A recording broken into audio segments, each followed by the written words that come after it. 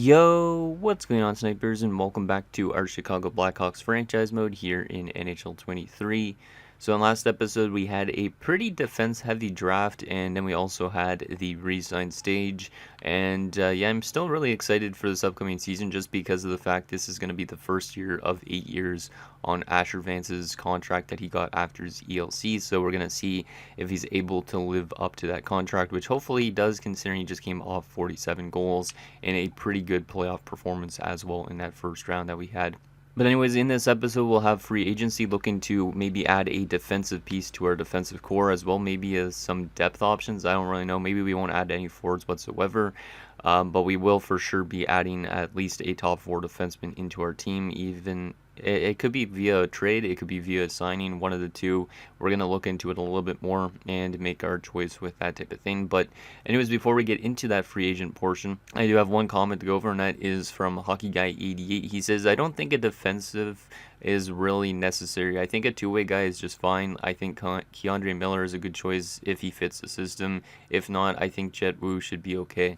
So I was thinking more of a defensive defenseman, but he says that he thinks a two-way should be okay, which, I mean, I guess if the defensive stats are really good, then it might be okay because then they'd be on the more defensive side of things. But I feel like for some reason we might just need a rock on the defensive core, which obviously in the last episode we drafted a medium elite DFD. So I feel like if we pick up a two-way defenseman right now, that might be okay for like a few years, because that way we could have our medium elite guy develop a little bit.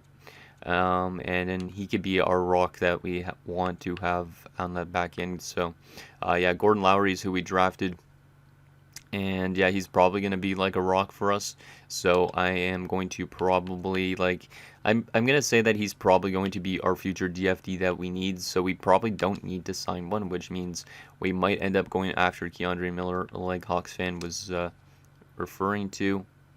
Or Hockey Guy 88, I should say. I'm still referring to him as Hawks Fan 88 after all these years. But yeah, Keandre Miller, 84 overall. Let's see if he fits our system well. He's got some pretty good defensive stats. Not the best defensive stats, but I mean, shot blocking's pretty good, stick checking's pretty good, awareness is pretty solid, and it looks like he'd also help drive our offense a little bit. And it looks like he should be able to fit our top four and penalty kill, which is a good sign. So, yeah, Keandre Miller is a good option for our team. So, the question is about how much we should be giving him to fit our defensive core. And I'd like to say maybe a max of 3 years, because Gordon Lowry was 3 years out from being an NHLer apparently. So that way Miller is gone and then he could get replaced by Lowry at some point. So 3 years should be okay. I just don't want to overdo it on him. Oh yeah, 3 years should be fine.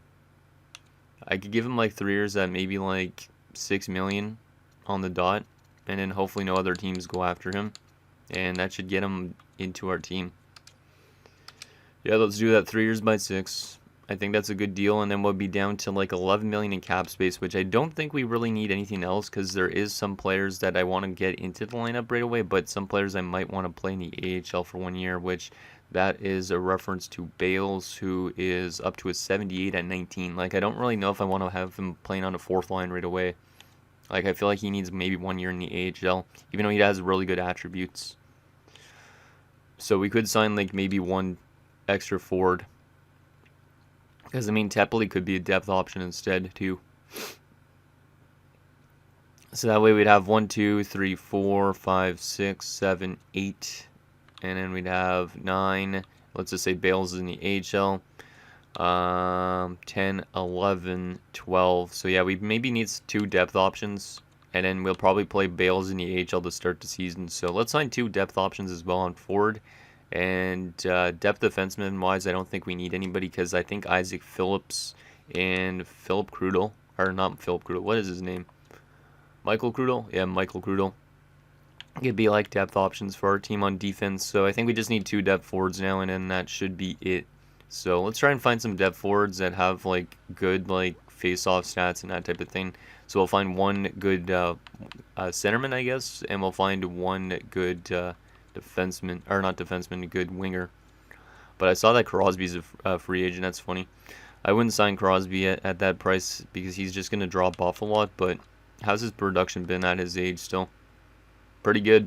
He was point per game almost last season at this age, which is kind of nuts. And he should honestly just retire right now at this point. Like, look at his point totals, 1,887, his jersey number, which is kind of cool. So, but yeah, obviously Crosby's not what we need. So let's go down to depth forwards. We're gonna try and find one that's like a 79, 80. Somebody relatively young would be nice too. Oh yeah, we were looking at like Logan Stanko, and he might be like the perfect option. How good is his face-off stats? So 80 overall, 80 overall, I guess. Yeah, we'll sign him. I think he could be a good depth option, and he's also an RFA at the end of it, so we could always bring him back if we really want to. Maybe he becomes a fourth-line piece for this team, but let's just give him exactly what he's asking for. He is going to be our depth centerman if he signs, and then we'll sign ourselves a depth left winger or right winger, one of the two. Probably a left winger because I think we have less of those. So let's see what we got for younger guys. Jack Beck. I have really good offensive awareness, but not good passing, good shooting. Yeah, this guy's like a pure sniper. I don't know if he's played in the NHL yet. No, he's just been a pure AHL player, but he's been pretty good at the AHL level. There's also Misak. Has Misak played in the NHL? Yeah, he has. 34 games with only 5 points. Trying to think of who would actually work well with this team. Nolan Foote, maybe? Yeah, Nolan Foote doesn't have great offensive awareness, but has he played in the NHL as well in this? No, only in real life. I think, yeah, that was all in real life. Because I think I was at one of those games where he actually scored 2 of those 3 NHL goals, which is kind of funny.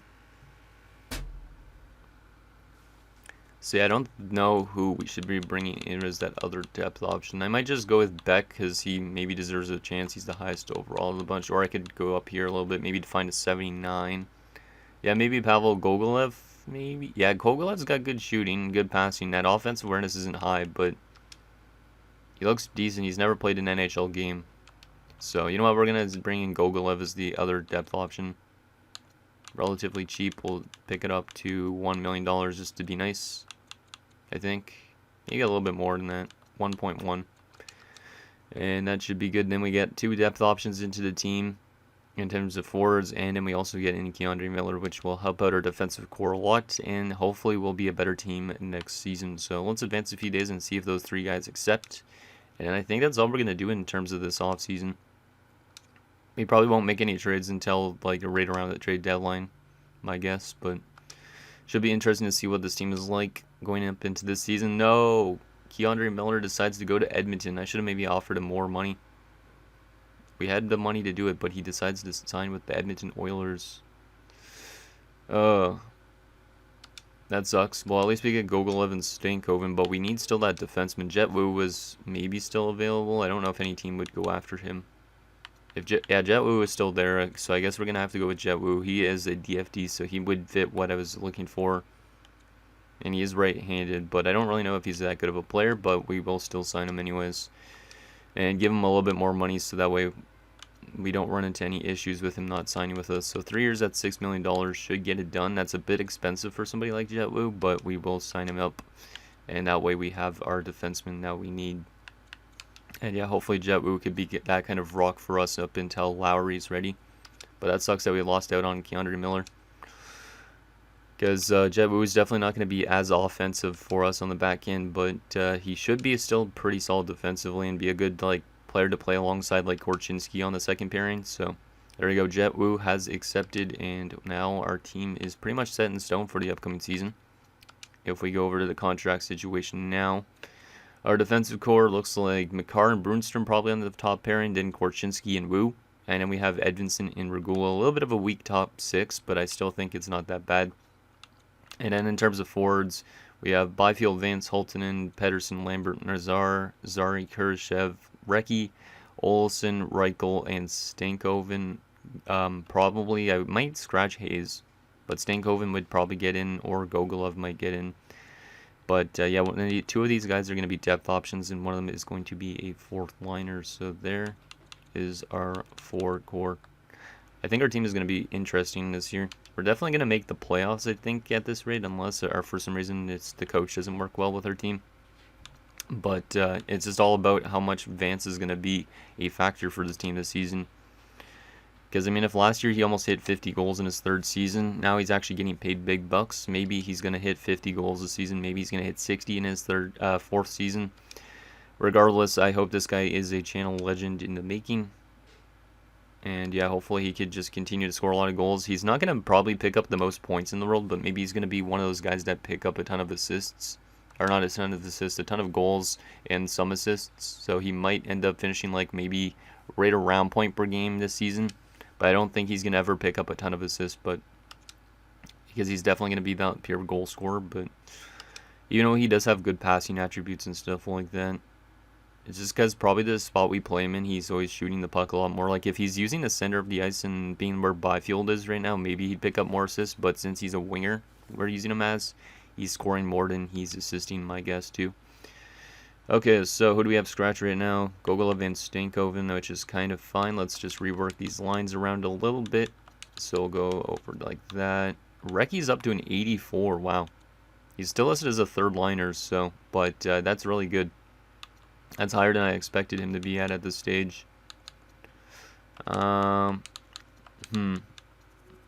can we do here? Oh, Zari's actually also pretty good up here. He's a -2 on that line. I don't like that, so I might have to play Recchi on the second line, which I think is okay. Let's see what we got. Kurashev, how good is his face-offs? Not good. And then Lambert's not either, right? Yeah, so we'll probably put Lambert on this side. We'll put Zari in the middle since he's got the best face-offs. Move Kurashev there. And then Olsen, Reichel, and Gavin Hayes. Or I could put somebody else in that spot, but yeah, I think I'm going to leave Gogolev and Stankoven as scratches.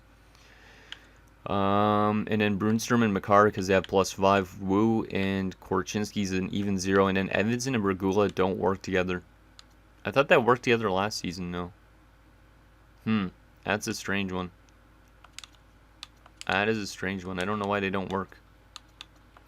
Okay, we might have to rework that top 6 pairing a little bit. I am going to call up a depth defenseman, though, from the AHL, but I don't know why that pairing doesn't work. I thought we had them together last year, and it wasn't a minus. Maybe it was a minus. Bales is up to an 80, but I am going to leave him in the AHL still because I think 1 year down there, he could jump up to like an 83 and then be more serviceable next season, or maybe halfway through the season, kind of do what Recchi did and get called up late in the year. So we will call up Krudel as our depth option, because why not? Maybe Krudel will actually get thrown into the lineup, I don't know. But yeah, Bales should be set up for success because he's almost in the same spot exactly where Recchi was last season, and Recchi was really good when he was playing in the AHL, so yeah, he should be set up for a very solid rookie season in the AHL, which is going to be nice.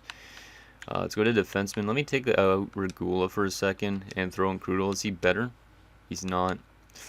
We might have to try and trade for a top 6 defenseman here before the start of the season to try and rework that, because Regula can be a depth defender for us. Because I think I only re-signed him for like 1 year, right? Yeah, I did. Yeah, maybe we try and find in our top 6 to find somebody that actually fits that pairing better with Edvinsson. Actually, they both don't really work on that pairing that well.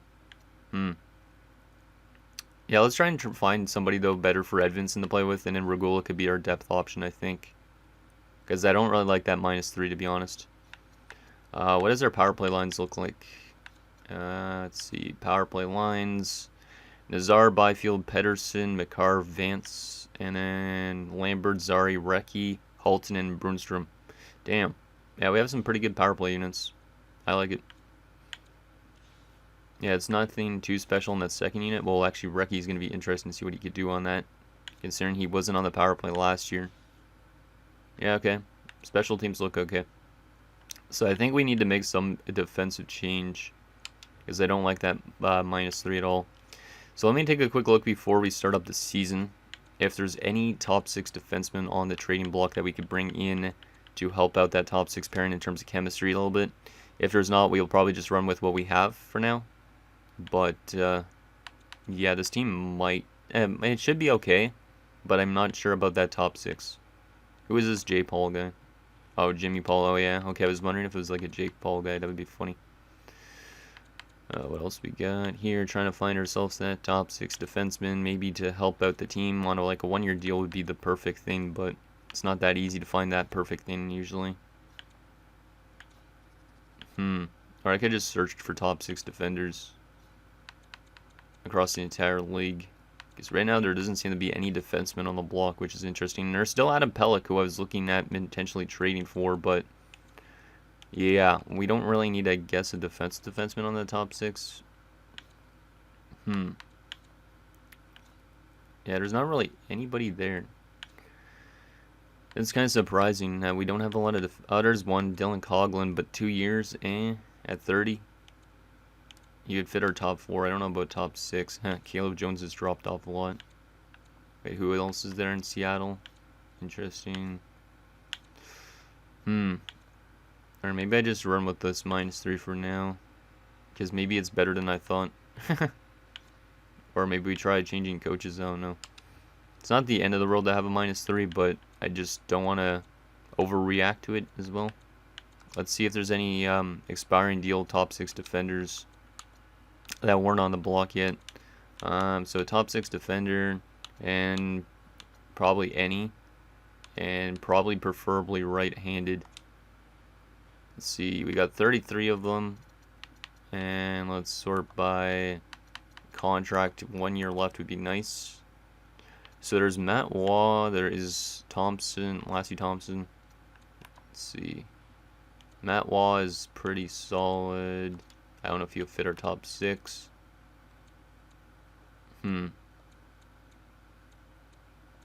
Top 4 pairings for Lundstrom, but he's probably not that great. He's actually okay. This guy might work well, but I don't know. What else we got here? Emberson's in the AHL.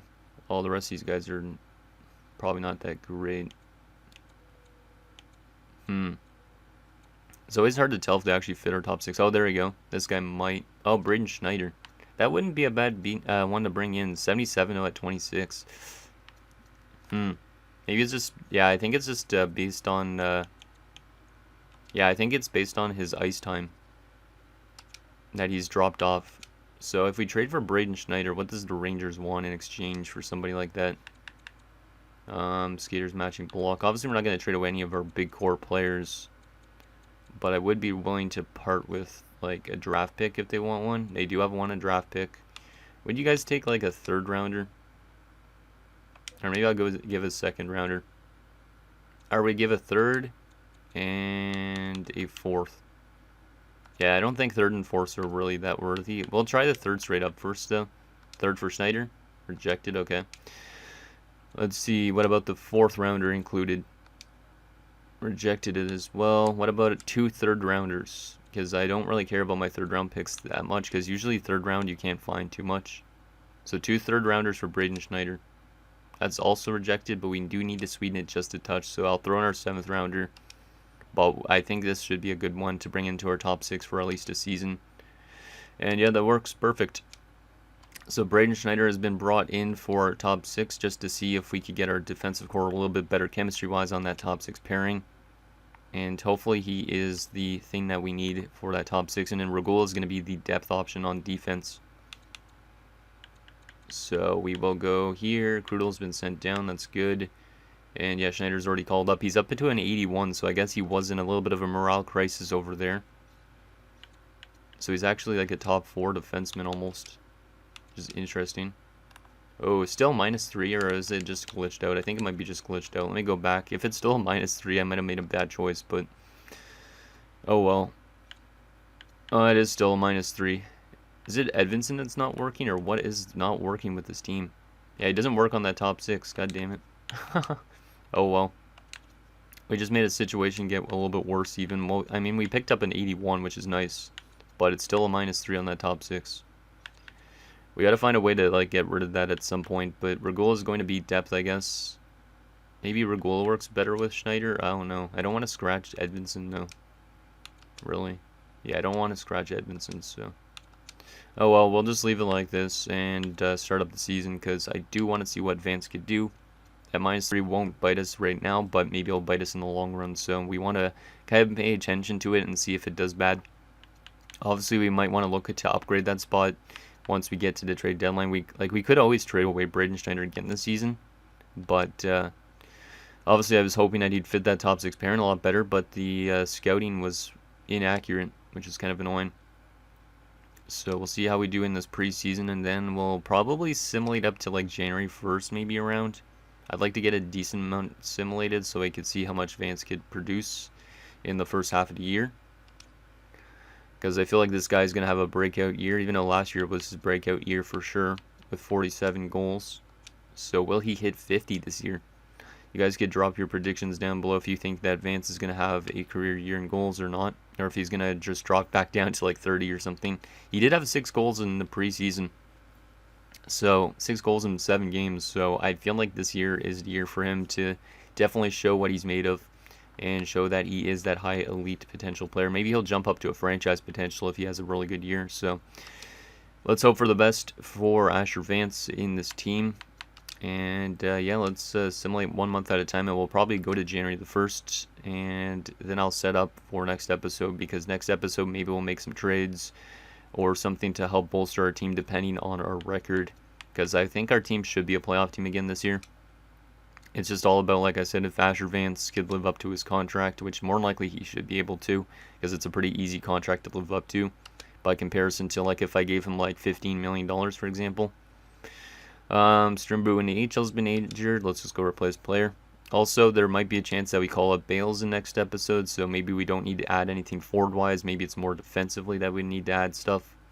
And right now, we are off to a bit of a rocky start. Let me just put Strimbu back in. Krudel was in the lineup on forward, which is weird. So I guess we don't have enough depth forwards down there in the AHL. Bales is up to an 81 already, goddamn. Donald is 2 seconds for Zadina Borgstrom in a third. No, thank you. I do not need Philip Zadina. I know he doesn't really pan out in franchise, but we're 3-4-1 in our first 8 games, coming off 4 straight losses. There was an OT loss, which is okay, but then 6-3 loss, 4-3 loss, and an 8-1 loss. But that was against the Florida Panthers, who are 8-0, so I wouldn't take that as a bad loss, really. I mean, it was a terrible loss, but Florida's apparently a really good team this year. They're probably going to be out in the first round, though. Watch. Let me see how the stat line's looking so far. Byfield's over a point per game, so I mean, our offense seems to be off to a good start, unless it's just the top line. But maybe the defense is not doing too well because of that -3. Let's go to the 18th. Let's take it a little bit slow. Don't want this episode to be too long. 7-5 loss after an 8-1 loss. Yeah, our defensive play is a bit iffy to start the year, but maybe it'll turn itself around. I mean, we're still early on, so can't say that our team's all of a sudden going to just be really good. But 7-7-1 first 15. It's a little bit worse than I expected, or a bit worse than I expected. Let's go another 15 days or whatever it is. 9-4 win. Yeah, it's a weird start to the year. It's a very weird start to the year. But maybe it's that -3 pairing that's out there for a lot of goals against. 8-2 loss. Yeah, we're definitely having some defensive issues. 9-10-1. And Haltonen's got 27 points in 20 games, so the top line must be doing really well. I don't know how Asher Vance is doing, but the top line must be doing really well. How is that top 6 pairing doing in terms of plus minus? Is it the issue that we have right now with the team? -5 and even 0. It's not bad. How about the Korchinski in pairing? -7, -1. And then Brunstrom and Makar even 0. We could try something random. I don't really know. Actually, that's 2 right-handed defenders on the same pairing. I don't like that. I don't really know what we could do to make it better. Yeah, we'll probably just keep the defensive core the same for now. How's the goaltending numbers? Kemeso's not been good. I don't know if it's Kemeso's fault. 3.8 goals against in an 881, and then Tarasov is getting torn up too. So the goaltender is not doing too well at the moment, but we will continue to simulate another month. But if we don't have an above 500 record at the end of this month, we might have to look at upgrading our defensive core or even changing up our goaltending situation. I don't know what the problem is right now with the team. Like, the offense seems to be good, unless it's like a third liner or fourth line that's like not doing well at all defensively. Then we might have to target that instead. Let's go to the 15th. See what we could do in this little stretch of games. There's a 4-1 win. That's a good defensive effort. I like it. There's another 4-1 win, so another good defensive effort. And then back-to-back games where we allow 7 goals. And now Cale Makar has been injured till December the 17th. That's not great. At least it's not too long-term. But still, 5-2 win there. Geez, that's a big offer. What the heck? Connor Brown, Matthew Joseph, I think, is a third-round pick, and Jonathan Berggren for Donald, who's our elite potential goaltender, a second-rounder, and 2 fourth-rounders. What the heck kind of trade is that? 3 roster players for not even 1. I'm not going to do that, but thank you there, Seattle. There's another win. So we're winning more games, but back-to-back losses where we allowed 7 goals. I don't know what's with our defense or our goaltending. It must be one line that's really doing bad in the defensive end, or maybe our penalty kill's not doing that well, or our power play's not doing well. I don't know. Giving up short-hanging goals. It's a weird stretch for this team at the moment, but hopefully it's better in the second half if we make some upgrades to our team. As Cale Makar has returned, which is good news. So we'll throw him back in. But yeah, hopefully that top 6 pairing could improve a bit chemistry-wise. I don't think it could really improve, but if we could find somebody better suited for that top 6, that'd be nice. I thought Braden Schneider was the piece, though. Some more wins in another game where we allowed 7 goals. Yeah, we're having definitely trouble keeping the puck out of the net, but maybe that's an okay thing, because if we make the playoffs with a lot of goals against, maybe we'll win a Stanley Cup because of that. Because you never know what EA has as a Stanley Cup contender. Bobkov and Pitton for Grundstrom and a third. No thank you. Bobkov is off limits. He has top 6 potential, so there's another loss, 4-1. Yeah, we're really inconsistent at this stage. 2-1 loss as well, and we're 17-16-1 at January the 1st. I don't really like that record too much.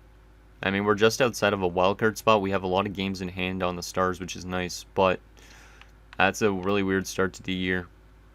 At least it seems like the top line, though, is doing really well because Holton's over point per game still. So maybe we're just a one-line show so far, but we need to find a way to keep the puck out in the net. Let's take a look at our team stats right now. What is the problem with the team at the moment? See if it's our goals against. Is it our lack of scoring? Which I don't think it's our lack of scoring, but could be wrong. We're 20th right now in the entire NHL. We are scoring 3.26 goals per game, which is not too bad. It's actually probably top... Yeah, it's probably like just outside of the top 10, like top 15. But goals against per game, we are the 3rd worst defensive team in the entire NHL, apparently.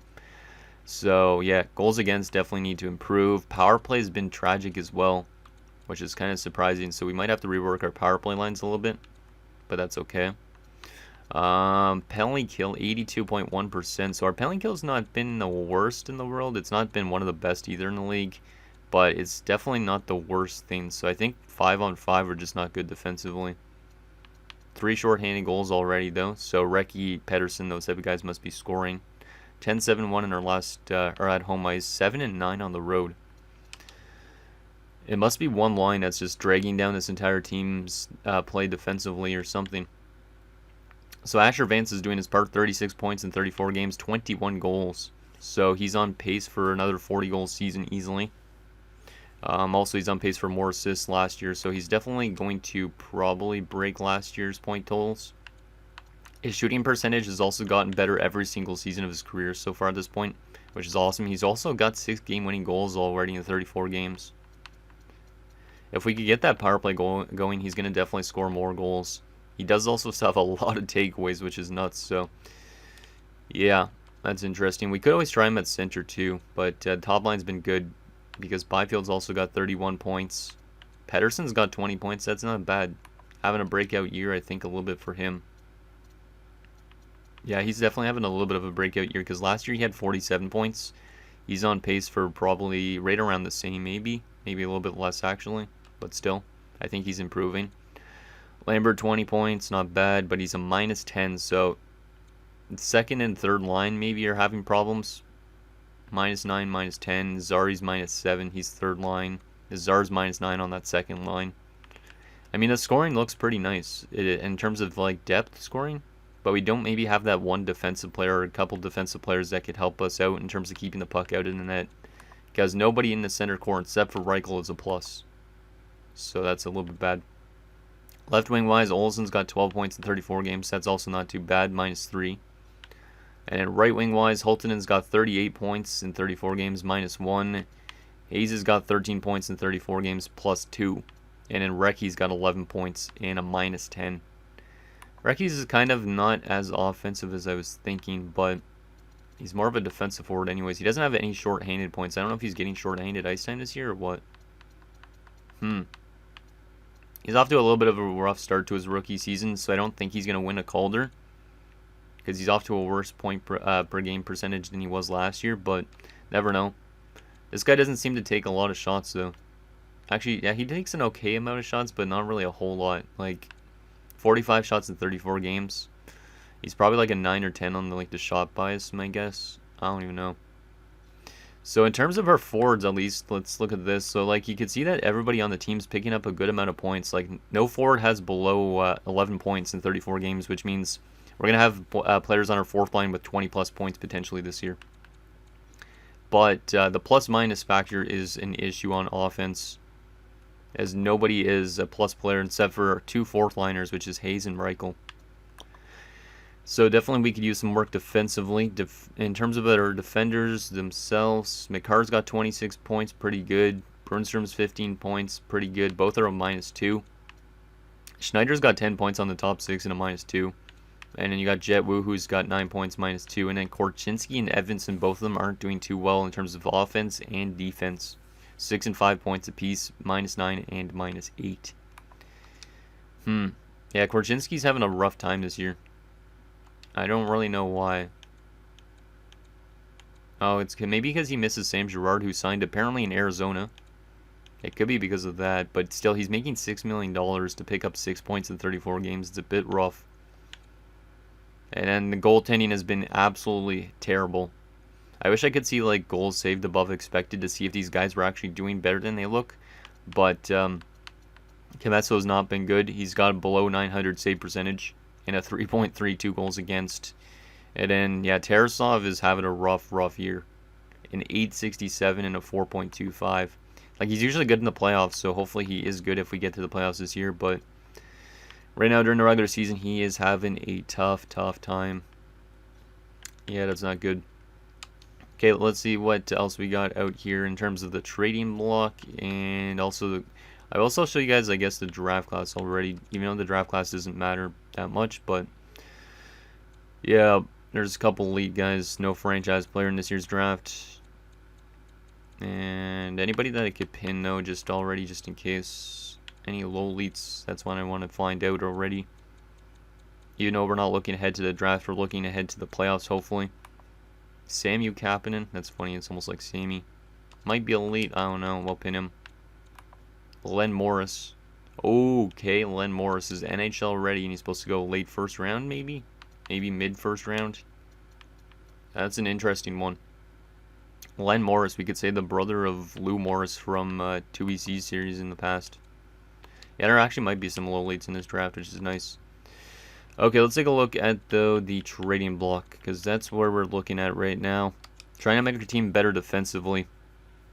I'd say that's definitely a thing that we need to do, because I don't think this team is going to all of a sudden just have a really good second half of the season. Who knows? But I feel like we're under-simulating a bit. So Perunovic and Emberson are out there. Obviously, we don't need really Perunovic because he's an OFD, but he's out there. Emberson's a DFD, but he's playing in the AHL. He's not really what I'm looking for.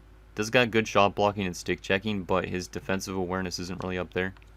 There's also this dude who I've never seen in my life with some cool hair. Simikin, he's also in the AHL. Not great defensively in terms of awareness, but good shot blocking and stick checking. That's funny that Jack Campbell's in Arizona. Because didn't we have him in our Arizona series last year? I think we did. I'm pretty sure. Jacob Middleton's also there. He's pretty balanced defensively. But maybe we find ourselves a forward that could play better defensively on our third line or something like that. Konechny, Shen, Provorov's out there. Screw you, Provorov. Valimaki, Kubalik. Actually, how is Valimaki? He's 1 year left on Boston.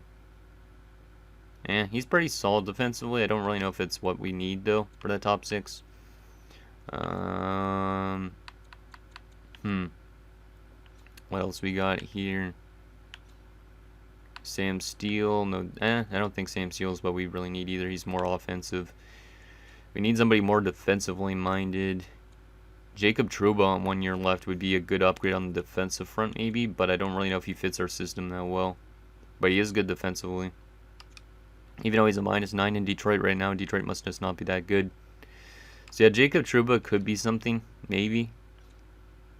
At least to help upgrade our defensive core. I just don't know who we'd give up to get our defensive core better. Because maybe like Jett Wu's not really fitting well with this team, I don't know.